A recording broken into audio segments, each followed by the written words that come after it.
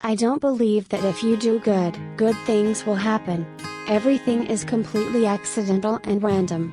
Sometimes bad things happen to very good people and sometimes good things happen to bad people.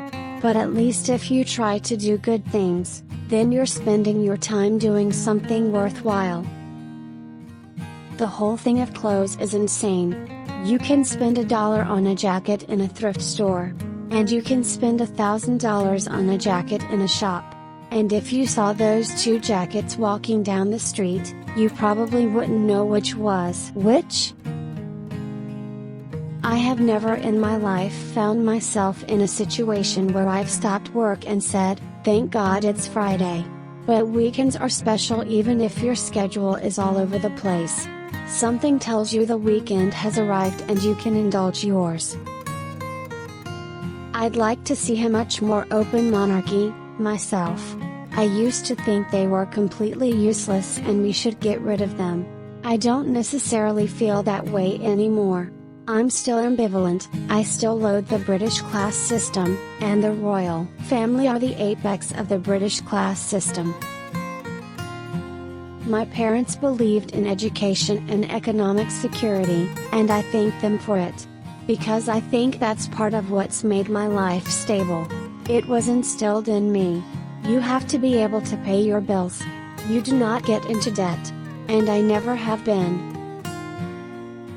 I think every woman in our culture is a feminist.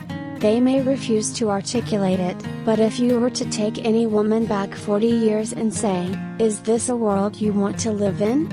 they would say, "No." I don't like the word strong, because a strong character is never an interesting character. A character is made interesting by their vulnerabilities and their weaknesses. I was part of the first generation of girls and women to be educated and go to grammar school even if we didn't have much money.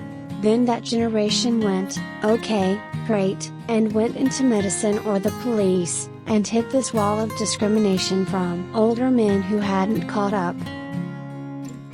At the time of the Silver Jubilee, I was a grumpy anti-monarchist. I didn't celebrate and was appalled by the celebrations. In my idiocy, I missed out. I feel completely differently now compared with that time. There's a scary moment when you realize you're no longer the youngest person in the room. Especially if you've been a successful young person. That's followed, of course, by the realization that you're actually the oldest person in the room. Where you grew up becomes a big part of who you are for the rest of your life. You can't run away from that. Well, sometimes the running away from it is what makes you who you are. Girls go out together to see a chick flick or something. I hate chick flicks. When you're young, you wonder what all these old people are droning on about, trying to impart their wisdom.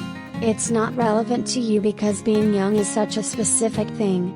Thank God for that. Thank God for the young people who go out,